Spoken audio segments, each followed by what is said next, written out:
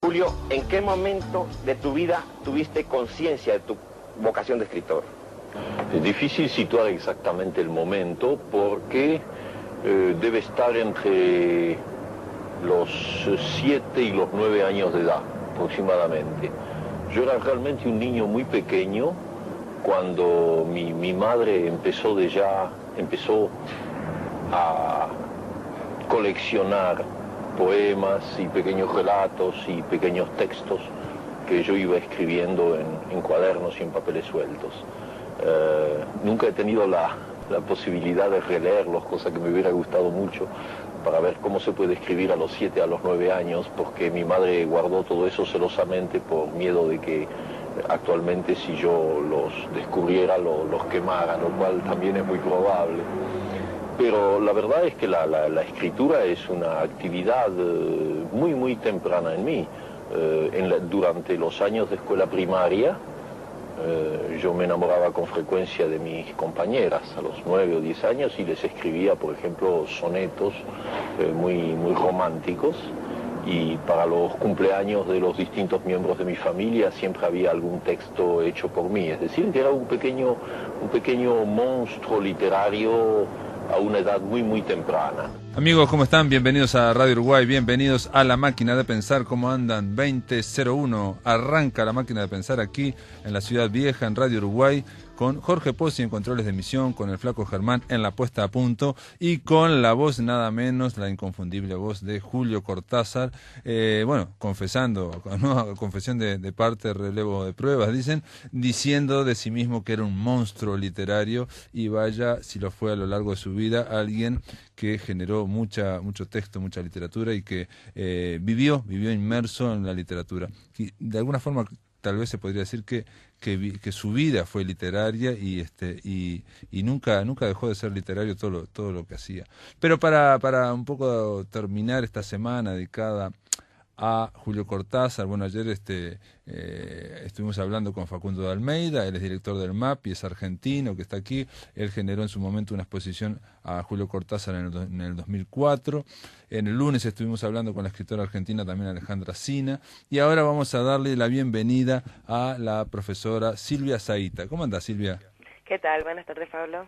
Silvia Zaita, que ya habíamos hablado aquí en La Máquina de Pensar, ¿no? Una vez. Creo que sí. Creo que hablamos de Roberto Alt. Sí, me parece. En una semana de Roberto Alt, porque vos sos alguien vinculada a la biografía de Alt, bueno, y al estudio, ¿no? Un artiano. Uh-huh. Y Silvia Zaita, es doctora en letra, investigadora del CONICET, profesora de literatura argentina, ha publicado muchos libros en torno a la investigación en los diarios, en fin, en distintas, siempre dentro de la literatura, si se quiere, y te llamamos para conversar en torno a Julio Cortázar. La primera pregunta que te haría es, este año como que hubo una gran consagración o una gran, digamos, exteriorización del festejo, ¿no?, en torno a Julio Cortázar. Parece que la sociedad argentina como que, o el Estado argentino lo tomó, no sé cómo. ¿Qué te parece? Sí, fue muy impresionante porque si bien ya había empezado hace unos años una vuelta a Cortázar, después de que en los años 80 su literatura había quedado un poco desplazada, por lo menos dentro del canon de los consagrados dentro de la literatura argentina, y esto había ya empezado hace unos años, este año realmente desde el Estado, como vos bien decís, porque fue las últimas jornadas que se realizaron hace una semana, fueron organizadas por por el Ministerio de Cultura del Estado Nacional, pero también en la universidad y en distintas zonas, en los suplementos culturales, en las revistas académicas, la verdad que fue una vuelta muy estruendosa a la literatura de Julio Cortázar, a la figura de Julio Cortázar, a Cortázar como escritor. Es decir, sí, yo creo que ha sido un año de consagración fuerte, a diferencia de, por ejemplo, Adolfo Bioy Casares, de quien también este año, ahora en septiembre, de hecho, se cumple el centenario, y la presencia de Bioy Casares ha sido bastante menor.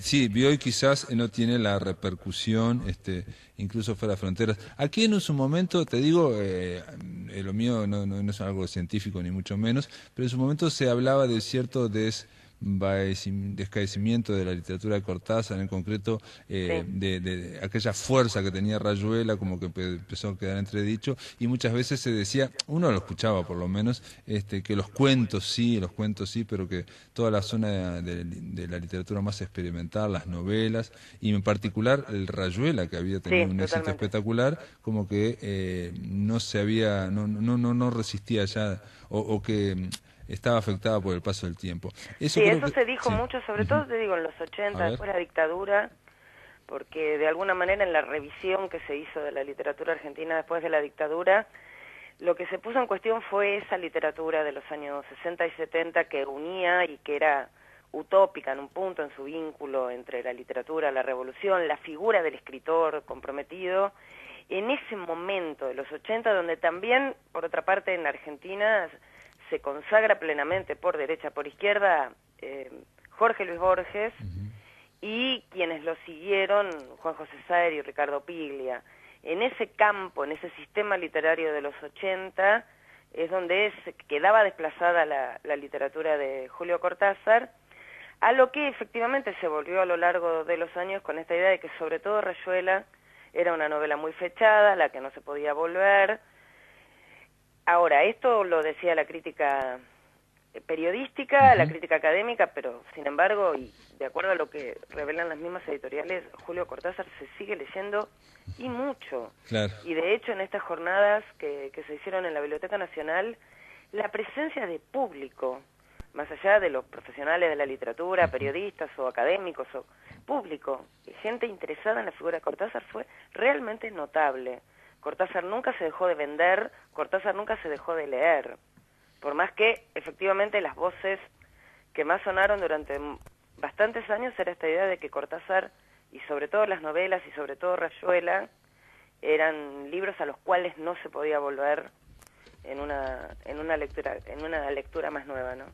Y vos sabés que leyendo el libro último de Berkeley en 1980, las clases de literatura de este hombre Julio Cortázar, donde habla a sus alumnos en un tono muy distendido, un libro muy entretenido, me llamó la atención que él varias veces, por lo menos 2 o 3 veces, dice que su generación creció, y bueno, su primera parte él describe su vida literaria en 3 partes. La primera parte sería estética, la segunda más bien histórica, y la tercera social o comprometida políticamente. Y dice que la parte estética, hasta la primera, cuando él arranca como escritor, dice, mi generación estaba bajo la sombra y el asombro de ver a la obra de Jorge Luis Borges, ¿no? O sea, eran los primeros que descubrieron esa obra que iba creciendo, y porque no era tan popular Borges, pero digamos este grupo de escritores. Y yo pensaba, por un lado, qué peso brutal para lograr superar a eso cuando estás viéndolo crecer, ¿no? La obra de Borges. Es que sí, de hecho la literatura de Cortázar nace bajo el ala de Borges. Borges es el primero que lo edita en la revista que dirigía con Bioy Casares, Anales de Buenos Aires, es donde publican por primera vez Casa Tomada, y después en la reedición de los años 60 de la antología de la literatura fantástica de Borges, Bioy Casares y Silvina Ocampo, incorporan Casa Tomada, es decir, hay una primera consagración, y de hecho Jorge Luis Borges en algunas entrevistas dice que y en el prólogo que escribe a un libro de Cortázar, a una reedición de Cartas a Mamá, él dice, bueno, que celebra el haber sido el primer editor en Argentina de un cuento de Julio Cortázar. Así que Cortázar comienza muy cerca, estaba cerca, aunque no pertenecía, pero estaba bien cerca de el grupo que se nuclea en torno a la revista Sur, la revista de Victoria Ocampo, en los años 40, y tiene el peso que tienen Cortázar, como creo hasta el día de hoy muchos escritores en la literatura argentina, que es ¿qué hacemos con Borges? Y el peso ¿cómo superarlo, no? Hubo un escritor argentino, Rodolfo Rabanal, una vez que estuve hablando con él, y me decía que Borges era como el sol, si te acercabas mucho te quemaba. Exactamente, porque es o a favor escribir como cortó Borges o en contra de Borges, pero lo cierto es que es una literatura que al día de hoy obliga a los escritores argentinos, a una buena parte de escritores argentinos, a posicionarse con respecto a Borges. Y en ese sentido, tanto Cortázar como Bioy Casares fueron considerados, y sobre todo en los años 60-70, como los dos grandes discípulos, o los dos discípulos más evidentes de la literatura de Borges, y los dos tuvieron que diseñar una serie de estrategias para diferenciarse, es decir, reconocer a Borges como el gran precursor de sus literaturas, pero bueno, tomar distancia. Yo creo que en el caso de Cortázar, también en el de Bioy, pero en el caso de Cortázar, la elección de un género no transitado por Borges, la novela, ya permitió de alguna manera un corrimiento con respecto a la literatura de Borges, y después una gran cantidad de estrategias que lo diferencian y mucho de Borges, sobre todo la cuestión más onírica, la incorporación de la mandala, es decir, todo el surrealismo, el azar, esa zona tan experimental. Claro, y esa mixtura con otras artes, fotografía, en fin, todo eso, ¿no? Yo creo que ahí se diferencia notablemente. Hay una zona del primer fantástico de Cortázar, hay algo en la construcción de la frase donde está ineludiblemente presente Borges, pero después creo que la literatura de Cortázar se diferencia fuertemente, ¿no? Y otra pregunta que tiene que ver, vos sos experta en Roberto Arlt también, ¿cómo ves ese vínculo si hay algún vínculo con Cortázar? ¿Qué idea, qué reacción tenía Cortázar frente a esa otra vertiente de la literatura argentina que era Roberto Arlt? Mira, yo creo que para mi sorpresa te voy a decir esto, porque en realidad fue releyendo Cortázar ahora, este año, para preparar las ponencias y las intervenciones sobre Cortázar que hubo acá en Argentina durante todo este 2014, que al releer todo Cortázar y sobre todo el prólogo que le escribe a las obras completas de Roberto Arlt en 1980, él ahí escribe un prólogo que se llama notablemente Apuntes de relectura, y yo ahí, bueno, me pregunté por qué relectura, ¿no? Y volví a leer toda la obra de Cortázar pensando en esta idea de una relectura de Roberto Arlt, y yo creo que efectivamente Roberto Arlt está muy presente en la literatura de Cortázar, aunque él no lo diga, y lo reconozca tardíamente. El último cuento que escribe, no sé si escribe, pero es el último cuento de su último libro de cuentos, que se llama Diario para un cuento. En ese relato que la crítica lo ha considerado una especie de testamento literario, Cortázar menciona a Bioy Casares y menciona sobre todo a Roberto Arlt, diciendo, bueno, si yo podía llegar al otro lado de la vida, la mala vida, los bajos fondos, lo prostibulario, la vida canalla, es decir, todo eso que es la literatura de Roberto Arlt, dice Cortázar, si yo podía llegar a ese otro lado, era a través de las narraciones de Roberto Arlt, reconociendo bastante tardíamente a esta otra zona, que yo creo que está muy presente desde sus mismos comienzos, que es esta otra literatura que es la literatura de Arlt. Ahora, en ese último cuento que vos mencionás, Diario para un cuento, él también habla de Adolfo Bioy Casares, que es alguien que digamos, corren en paralelo, bueno, tenían la misma edad y llegan en un momento, digamos, un enigma que la literatura argentina no ha analizado mucho, me parece, que es que llegan a escribir un cuento sobre el Hotel Cervantes, cada uno, que tiene un argumento muy similar, ¿no? Es algo increíble. Escriben casi el mismo cuento. Con el mismo argumento en distintos estilos. Es una cosa increíble. Escriben casi el mismo cuento sin conocer uno el cuento del otro. Y de hecho en este homenaje, en este último cuento que mencionamos, Diario para un cuento, él dice, quisiera poder escribir este cuento como lo escribiría Adolfo Bioy Casares. Tuvieron un vínculo a distancia, y eso lo cuentan los dos, lo cuenta tanto Adolfo Bioy Casares como Julio Cortázar. Los dos cargaron con la herencia de Borges, y yo creo que, sobre todo desde Cortázar, aprende bastantes cosas en Bioy Casares, sobre todo esto que está en Bioy Casares y no está en Borges, que es este fantástico más costumbrista, este fantástico más realista, si se quiere. Claro, que está en los entresijos de la realidad más cotidiana, más pedestre, aparece algo que ellos no le dan mucha pelota y es fantástico. Exactamente, que no es el fantástico más racional de Borges o del primer Bioy Casares, sino que es este fantástico que irrumpe en la vida cotidiana del protagonista de los relatos, en los cuales los lectores nos podemos reconocer muy fácilmente. Es decir, a nosotros nos podría pasar esto mismo en este fantástico que es bien cortasariano, que es estos personajes que tratan de amoldarse a esa situación increíble, desde vomitar conejitos a la situación a que haya un tigre suelto en una casa, es decir, estas situaciones a las cuales los personajes tratan de acomodarse claro. Sin lograrlo, ¿no? Sí, sí, que tratan de ser educados, tratan de mantener digamos, el control, la sobriedad. Exactamente, exactamente. Ser sobrios. No, estoy leyendo ahora el cuento releyendo, dice, nos vimos con Bioy Casares solamente 3 veces a lo largo de nuestra vida, y va contando, ¿no? Sacando la cuenta lo mejor posible, creo que Bioy y yo solo nos hemos visto 3 veces en esta vida, y va mencionando, la primera vez fue en un banquete en los años 40, bueno, la segunda vez fue en París, en distintos lados, y de alguna forma ellos se rieron de porque algo que nos dijimos de estos dos cuentos que escribieron, que son casi el mismo argumento, transcurren en Montevideo, en un hotel, en un caso es el Hotel Cervantes, en otro caso es quiero ir al Hotel Cervantes y voy al Hotel Alhambra, pero dice que raro que no fui ¿no? Y algo que sucede del otro lado de la puerta condenada. Exacto, del otro lado de la puerta, y que del otro lado no hay un huésped, o el huésped no tiene que ver con lo que se está escuchando. Exactamente. Es algo... un detalle es que lo escribieron casi en el mismo año, creo. Sí, es algo increíble. Es algo increíble, y los dos, digo, escuchando, leyendo entrevistas, tanto de Bioy Casares como de Julio Cortázar, los dos se reconocen y tienen esta idea de que escribieron casi lo mismo, que estaban en lo mismo, que se vieron y hablaron muy poco, porque de los dos lados creo que se trataba de dos personas bastante reservadas, que no, sobre todo en el caso de Bioy Casares, ¿no?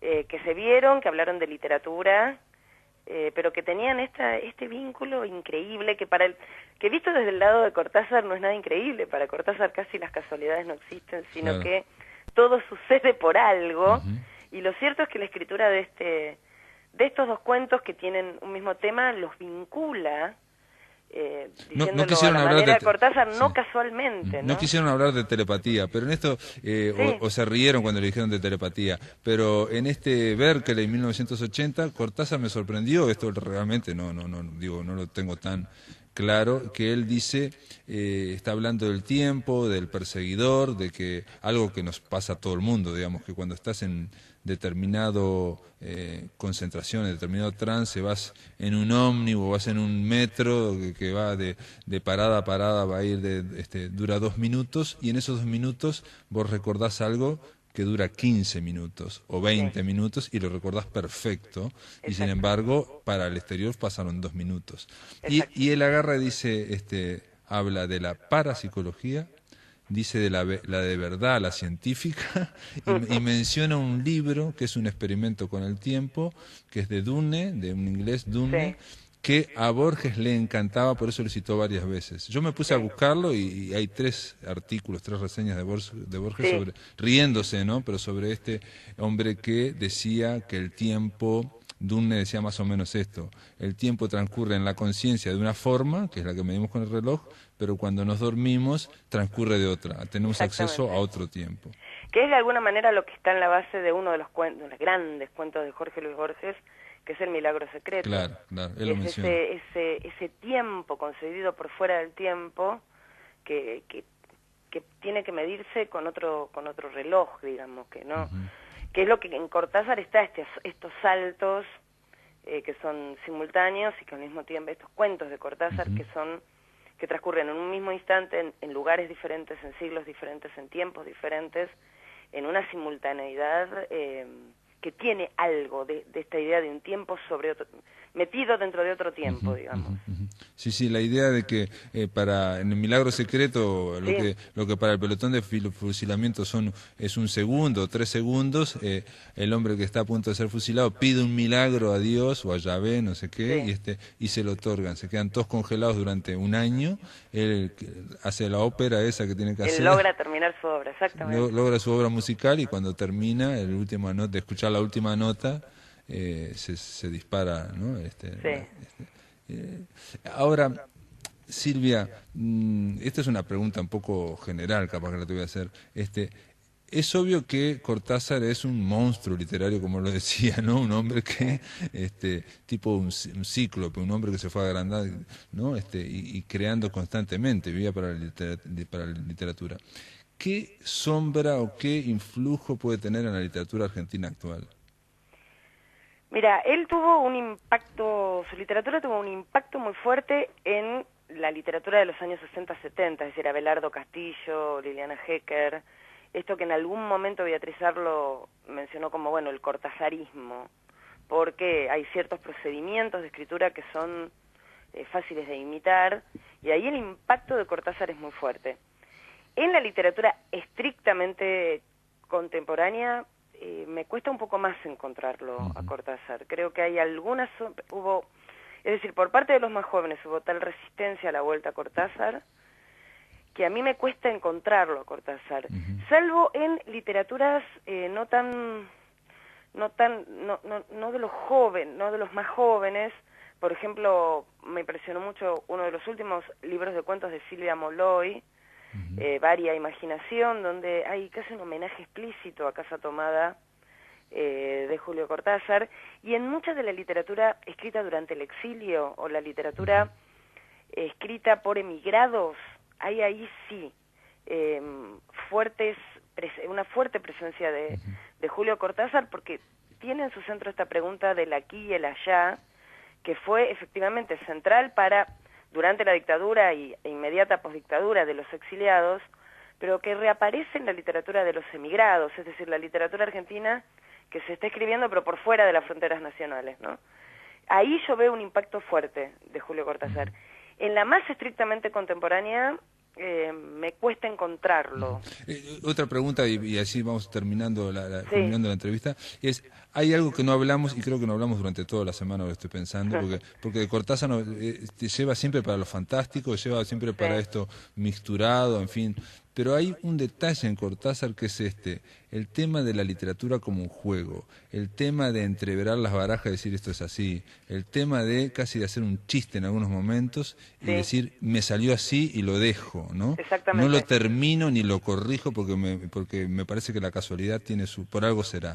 Eso ¿se puede ver o no se puede ver en otros escritores? Porque me parece que ahora hay una especie de profesionalización que a veces atenta contra esa cuestión de la espontaneidad. Él en un momento empieza a cultivar esa parte espontánea. Mira, yo curiosamente donde veo ese impacto, aunque si me escuchara se enojaría bastante, es en César Aira. Ajá, claro. En César Aira está esta idea de lo lúdico, está esta idea de la no corrección, por ejemplo. Aira no corrige, es lo que él dice. Una fuga hacia adelante donde el libro que salió mal se corrige en el siguiente. O el mismo libro se corrige adelante. Esos relatos de Aira, que hay un momento en que parecía que el mismo Aira se aburre de escribirlo y desbarata el final, y tiene una cosa que se disparata y tiene estos finales disparatados, donde hay algo de la actitud, aunque Aira no se reconocería nunca. No, pero de acuerdo, sí. Y de hecho es bastante crítico con respecto a Cortázar, pero creo que hay algo de esto, de la literatura como juego, la literatura como aquello que narra historias que entretienen, más allá del, digo, en el caso de Cortázar, el Cortázar comprometido y todo lo que se quiera, si hubo algo que Cortázar defendió y que le trajo problemas, y bastantes problemas con la izquierda, que es, bueno, la literatura no tiene que ser algo serio. El juego. De hecho, cuando salió Cronopios y Famas desde la izquierda, lo criticaron mucho. Y él decía, ¿y qué quieren que haga? Yo veo Cronopios y yo veo Famas. No, pero y la idea de un juego y la idea de una cuestión media disparatada, tipo digamos, de Uburrey, ahora estoy pensando, algo así, de Jarry, y esa idea de no ser tan prolijo, que quizás lo hizo también para alejarse de Borges, ¿no? O sea, es muy probable. Es para alejarse de Borges en ese sentido también, ¿no? Sí, porque aparte está esta idea del desorden como lo productivo, y no la búsqueda del orden o la búsqueda de la perfección. De la perfección y de la vuelta, sobre todo en los 70, que tiene Borges, una vuelta a lo clásico, que en el mismo momento que Cortázar está experimentando. Digo, el libro de Manuel ha sido muy criticado, pero lo cierto que hay una apuesta muy fuerte ahí de Cortázar, de juntar lo que no había juntado antes, de poner a los medios, los recortes periodísticos, ese libro que es novela, collage, y que yo creo que ameritaría una nueva lectura hoy. Yo creo que desde los 70 no se volvió tan criticado como fue esa novela, no se ha vuelto a leer el libro de Manuel y habría que pensarlo nuevamente, ahora, más alejados, ¿no? Ya de... Sí, el tema de la actitud lúdica, yo creo que se ve más a veces en el arte, digamos en las instalaciones, esto, que en la literatura. Esa cuestión disparataria, no sé si Sí. se ve tanto. Bueno, en esos libros objeto, ¿no? Claro, La Vuelta al también, Mundo, sí, La Vuelta exacto. del Día en 80 Mundos, o Último Round, bueno, en Cronopios, totalmente, yo creo que hay ahí una apuesta fuerte por el humor, por lo disparatado, por La lo miscelánea. inacabado. Sí, la miscelánea, sí, toda la Sí, mistura. En fin. totalmente de acuerdo. Silvia, gracias por estar acá en La Máquina de Pensar, gracias por ayudarnos de alguna Al contrario, forma gracias a ustedes. a ir culminando esta semana dedicada a Julio Cortázar. Muchísimas gracias a ustedes. Chau, chau. Muy bien, amigos, en este segundo bloque de La Máquina de Pensar, seguimos con Julio Cortázar ahora para dar algo que normalmente no damos, pero bueno, nos pareció interesante que los amigos de La Máquina de Pensar conocieran que hay un concurso internacional de cuentos Julio Cortázar organizado en nuestro país. Es un cuento de no más de 20 páginas y lo increíble, lo que realmente es llamativo, lo que hay que aplaudir, es que es un hotel, el Hotel Splendor, quien lo va a llevar adelante. Es el antiguo Hotel Cervantes. Para eso le damos la bienvenida a Macarena Montañez. ¿Cómo andás, Macarena? Hola, bueno, bien, muchas gracias. Gracias por llamarnos para hablar de este concurso. Macarena Montañez es la gestora cultural que está en torno a este concurso internacional de cuentos, que me parece notable, ¿no? El antiguo Hotel Cervantes, donde aparte iba Bioy Casares y también iba Borges y iba Cortázar, ¿no? Exacto. Y donde Cortázar generó ese cuento que ahora hablábamos en el bloque anterior, llamado La Puerta Condenada, y Bioy Casares, bueno, escribió un cuento que es el mismo argumento, pero que se llama, ahora tengo el nombre, no lo tengo, que se llama... Pero bueno, hablemos de La Puerta Condenada. Un viaje o El Mago Inmortal es el de Bioy Casares. El de Bioy. Bien. Bueno, este concurso se inspira un poco en la estadía de Cortázar en el Hotel Cervantes, donde, bueno, como vos decías, escribió este cuento La Puerta Condenada en la habitación 205. Y un poco la idea del Hotel Splendor, donde nosotros también realizamos un ciclo trimestral de exposiciones de obras de artistas plásticos uruguayos, es vincularse con el panorama local cultural, ¿no? Ajá. Y entonces la idea de homenajear a Cortázar a los 100 años de su nacimiento fue una iniciativa de los gerentes del hotel que nos propusieron, bueno, pensar en algo para rendir homenaje, y nosotros creímos que organizar un concurso de cuentos era una buena forma, sobre todo, bueno, para dinamizar un poco y generar oportunidades de que escritores, no importa donde sea que estén viviendo, escritores de habla hispana, puedan presentar una obra de su autoría y, bueno, dotar de un premio que de repente es importante a nivel material, pero también es el tema de la edición de ese cuento traducido al portugués y al inglés.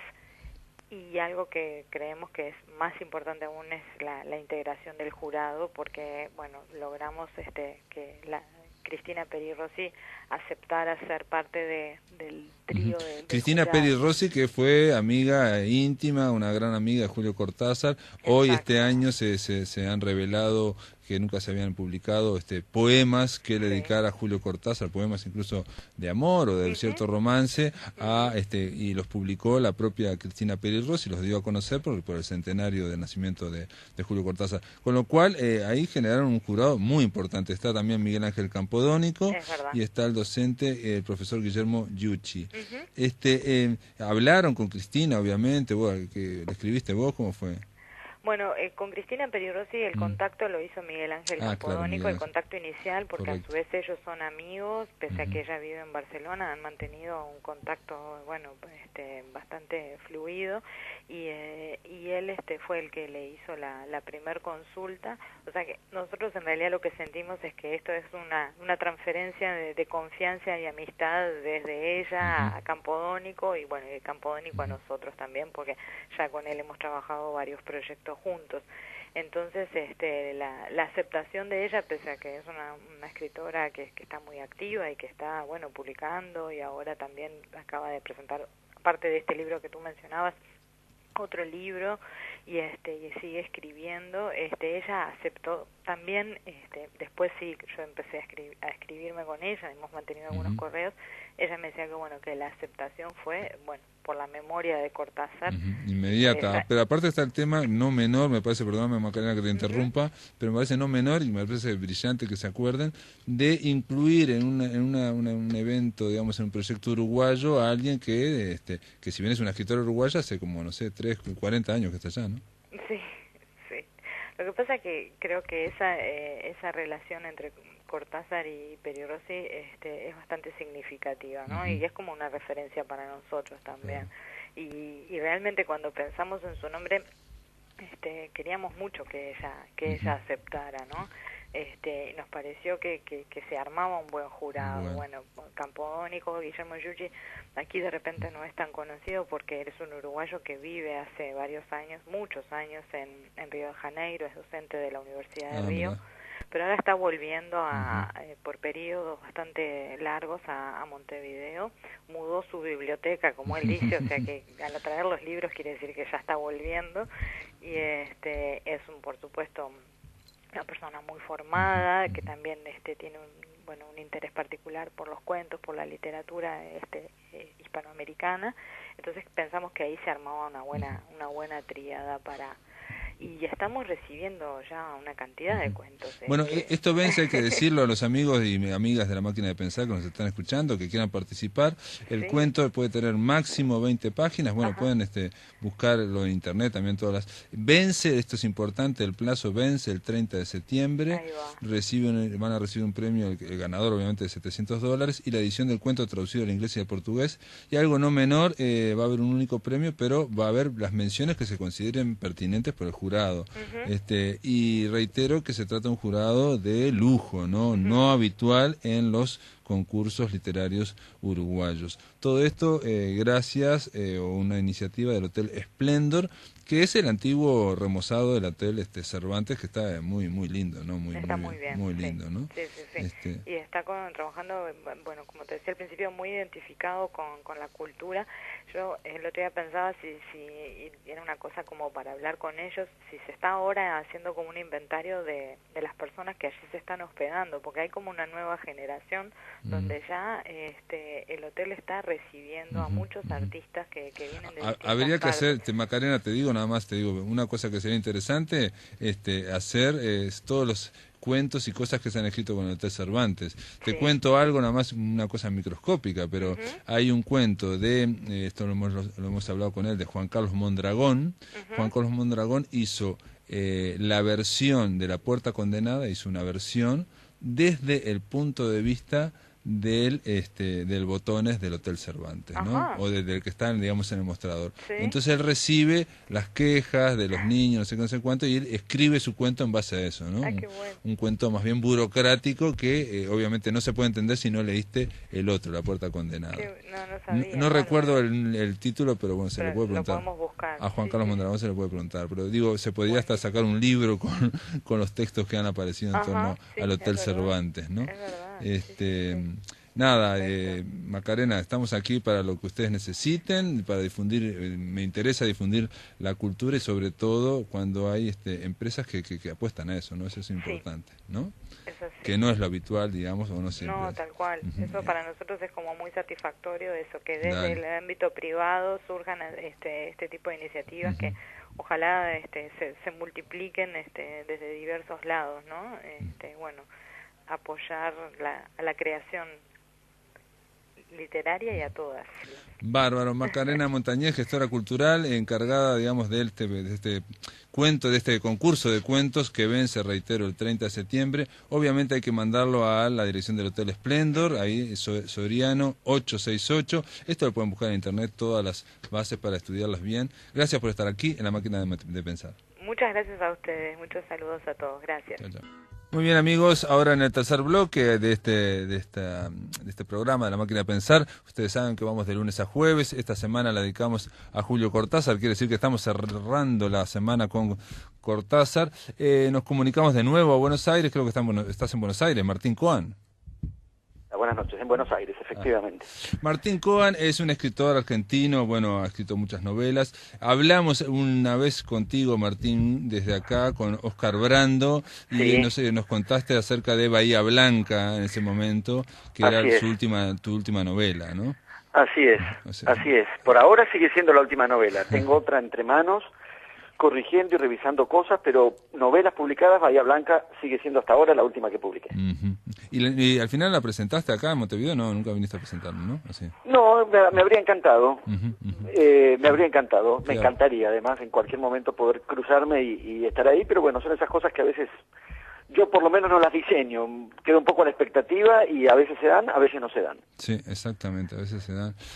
Martín, te llamamos de alguna forma para, como escritor, digamos, comenzamos la semana hablando con una escritora argentina sobre Cortázar y me parece bien terminarla porque, digamos, de alguna forma Cortázar es una especie de, él lo decía, pasamos un fragmento de un audio al comienzo de este programa, que se autodefinía como un monstruo literario, ¿no? Entonces, ¿cuál es tu visión, Martín? ¿Cuál es tu relación con Cortázar? ¿Te acordás la primera vez que lo leíste? ¿Te voló la cabeza en algún momento? ¿No? ¿Cómo fue?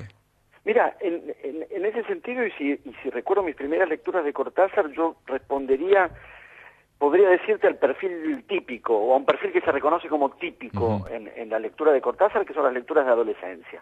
Claro. Incluso al punto de discutir si es solo un escritor de adolescencia o para adolescencia o no. Yo creo que es demasiado peyorativo ponerlo en esos términos. Perdón, pero no está mal decir algo que me parece importante, no lo dijimos esta semana, que es un escritor accesible y que permite el acceso de los adolescentes a la literatura.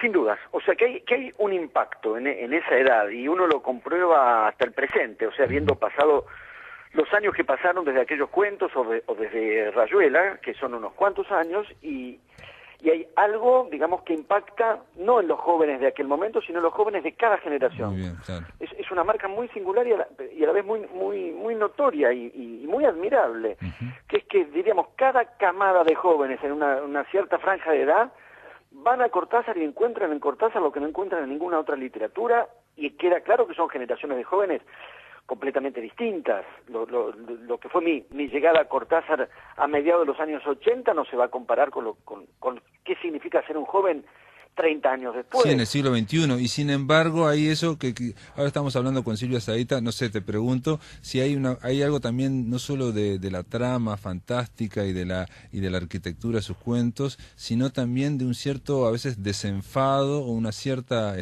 rebeldía frente a la autoridad.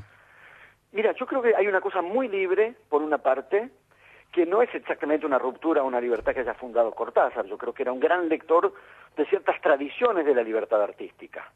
Y me parece que es una zona a veces no tan señalada quizás, o en la que no se repara tanto, que es, creo, ¿no? La manera en que Cortázar funda una tradición bastante heterodoxa, por lo menos para la literatura argentina, que tiende a ser bastante convencional, o bastante tradicional, quiero decir, y me incluyo en eso, que es la manera en que Cortázar va no solo al fantástico, que eso sí es un género muy establecido, la manera en que retoma elementos del surrealismo, la manera en que se remite a escritores como Raymond Roussel, la manera en que en la literatura argentina, por ejemplo, señala rápidamente un libro como Adán Buenos Aires de Marechal, o detecta un escritor hasta el día de hoy, digamos, que no es no siempre tan visible como Filloy, el cordobés. O Felisberto Hernández.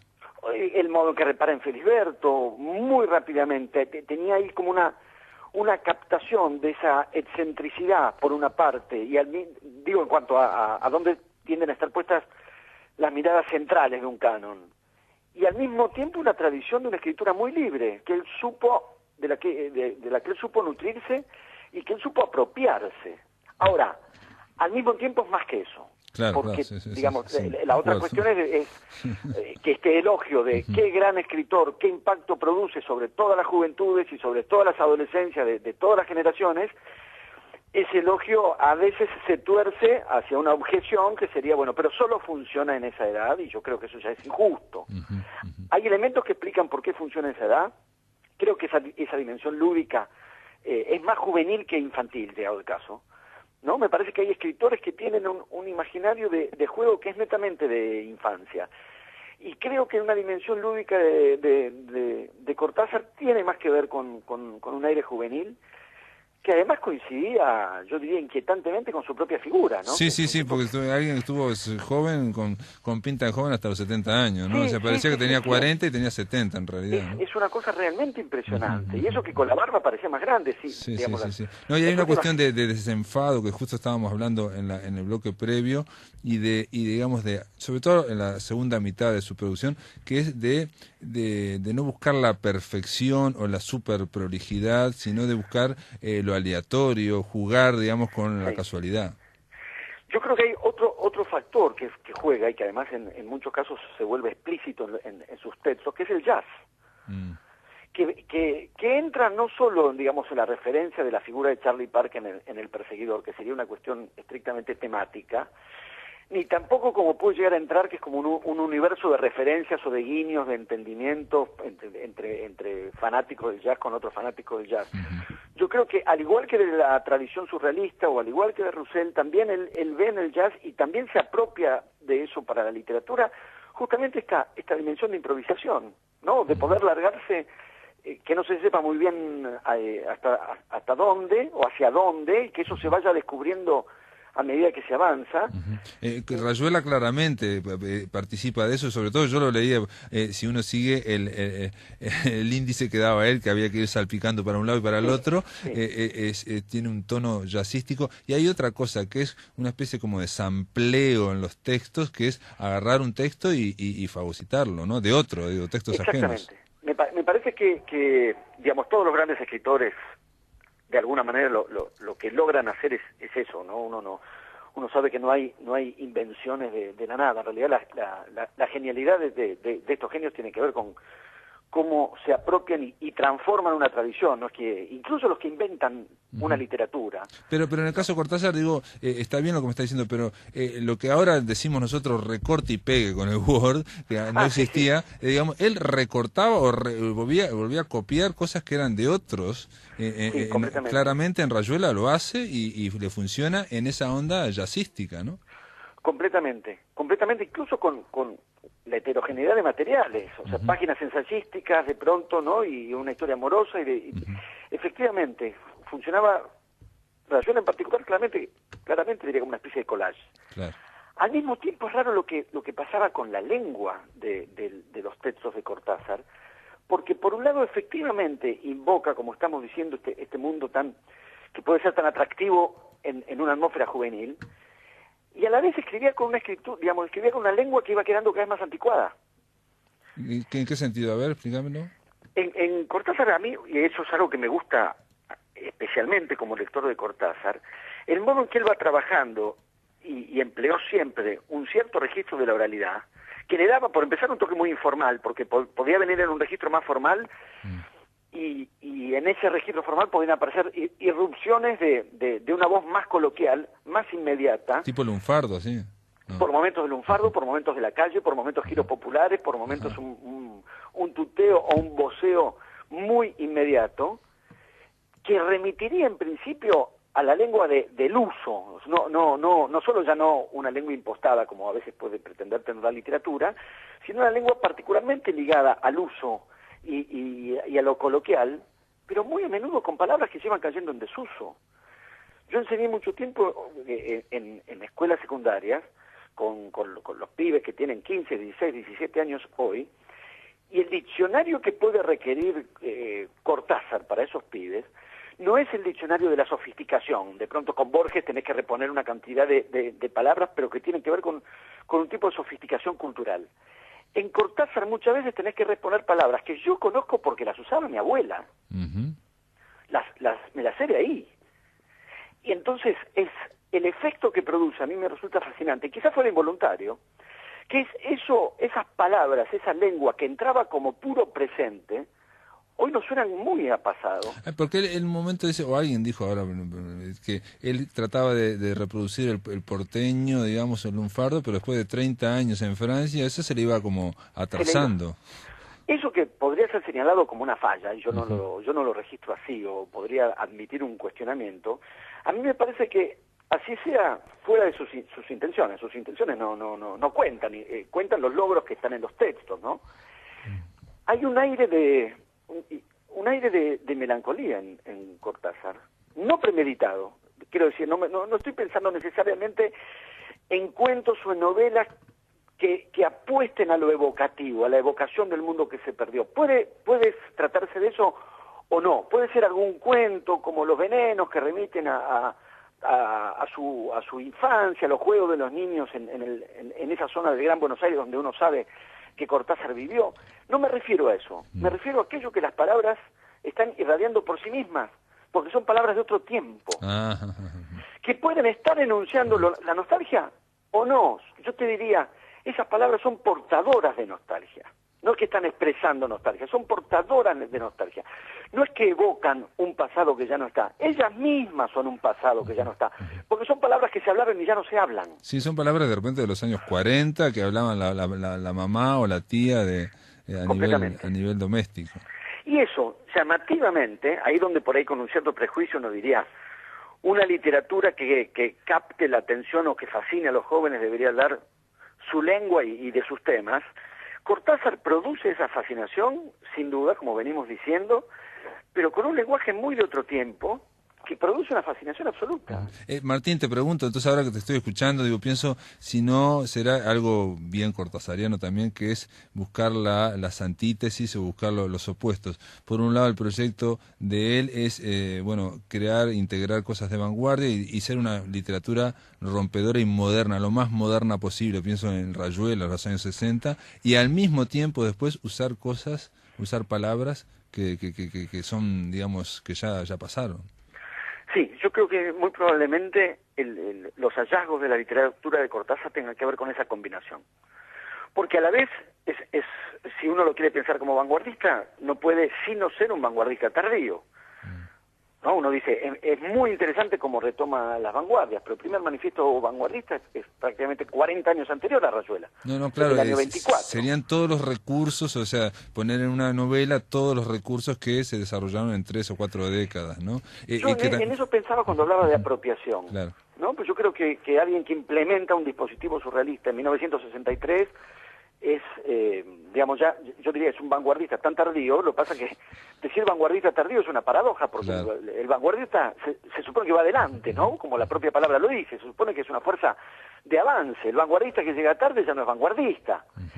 Lo interesante, creo yo, de Cortázar es que en realidad es la transformación que hace con todo eso, que no lo pone, creo yo, estrictamente al servicio de una ruptura radical en el sentido que lo buscaban las vanguardias clásicas.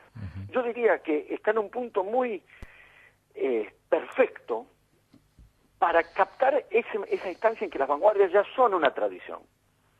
En lugar de la dicotomía, o a partir de la dicotomía, como bien señalás, en lugar de elegir vanguardia o tradición, Cortázar es el que usó como pocos o aprovechó como pocos el hecho de que las vanguardias ya fueran una tradición.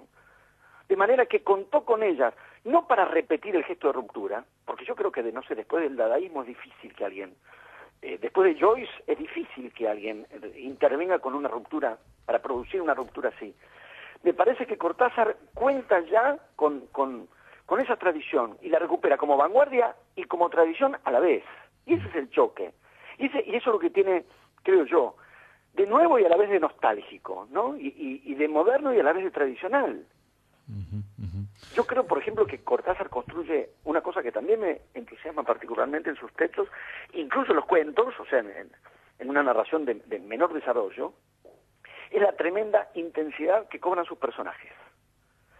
Que en un punto yo casi diría, podría ser más una marca de la literatura del siglo XIX, ¿no? Llegado el caso que la del siglo XX. La intensidad que tiene esos personajes de los que, como sabemos, en algunas épocas se hablaba como si fuesen personajes reales, el famoso caso de la maga. Sí, la maga y Oliveira, claro, sí. No, tenemos esa... Sí, cuántas mujeres decían que era la maga, ¿no? Sí, pero durante décadas, ¿no? Que era uruguaya, por otra personaje uruguayo. Sí, que era de Posito, sí. Entonces, creo que ahí hay una combinación muy particular en Cortázar, que vuelve... Yo creo que al revés, es una literatura que se debilita, según yo creo, solo cuando ingresa en un solo registro, o sea, cuando es solo experimental, o cuando es solo fantástica, o cuando es solo narrativa, o cuando es solo evocativa. En un tal Lucas, él en un momento empieza a hablar mucho de su familia como recuerdos. Ahí me da la impresión de un escritor más tranquilo ahí, que no tiene que provocar o desafiar, y entonces habla de cosas muy antiguas, ¿no? De la familia riéndose, ¿no? De su familia, ¿no? Sí, porque además me parece que estamos los dos pensando siempre en un Cortázar más de los 50 y los 60.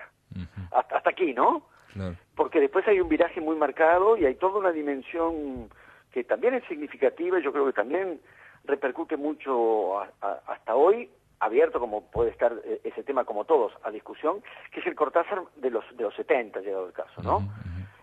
Más ligado expresamente a cuestiones políticas, tanto en la literatura como lo intenta y en principio, según parece muy débilmente, diríamos, en el libro de Manuel, o bien su propia figura. Me parece que ahí hay también algo muy significativo en Cortázar, y esto más de los últimos años, que es alguien que cobró como figura de escritor una relevancia que no es nada fácil de lograr.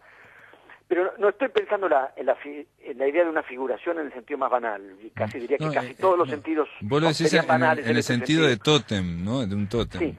De la figura él hizo de eso una fuerza política, o sea, la idea de su figura en relación a un poder de intervención. Sí, a tratar de jugar a la política con toda su literatura, digamos. Sí, exactamente. Me parece que esto es más de los últimos años, pero creo que aquello es lo que pensamos o aquello que decimos cuando decimos Cortázar hoy, también es eso. Sí. Sin duda, lo que plantean algunos para hacer un matiz de esto que estás diciendo vos es que en los cuentos, por lo menos, él se mantuvo bastante fiel a la idea de calidad literaria. Pero es cierto que la cuestión esa de tótem y la cuestión de... Bueno, lo dice Vargas Llosa en ese prólogo a los cuentos completos, ¿no? Vargas Llosa fue su amigo y dice que en un momento casi que no podían hablar, ¿no? En los últimos tiempos, porque estaba totalmente jugado. Y Cortázar le dijo una vez a Benedetti, curiosamente los dos en un encuentro, dijo lo siguiente: nos están reclamando, nos aplauden y nos consagran y nos reclaman porque somos escritores, ¿no? Pero tanto que no nos dejan tiempo para escribir. Sí, debe ser, me imagino y conjeturo que debe ser una cosa complicada, porque además se superponen con años muy complicados. O sea, ellos estaban como en una especie de militancia en congresos, en encuentros a nivel, en lo exterior, digamos, y sabemos que cuando te chupa lo exterior, el escritor, digamos, se empieza a debilitar, porque requiere reclusión el escritor, necesariamente. Sí, completamente. Debe ser un conflicto que en parte uno podría decir, bueno, ¿por qué quejarse de eso? Finalmente tiene que ver con cierta celebridad. Pero no es muy seguro que los escritores lo que quieran sea celebridad. Yo estoy más bien de acuerdo con vos. Yo creo que los escritores en definitiva lo que quieren es poder seguir escribiendo. Está bien. Martín Coan, gracias por estar acá, gracias por ayudarnos a cerrar de esta forma brillante esta semana a Julio Cortázar. De alguna forma hemos hablado durante todos los días, algo va a quedar y esperemos que lo importante es que la gente lea a Cortázar y más allá de lo que conversamos nosotros. Así es, sí. Hemos contribuido a eso, nos quedamos felices. Sin duda. Te mando un abrazo acá desde Montevideo. Un abrazo, gracias. Amigos, se terminó La Máquina de Pensar. El lunes continuamos a partir de las 20 horas aquí por Radio Uruguay. Que pasen el fin de semana muy, pero muy bien.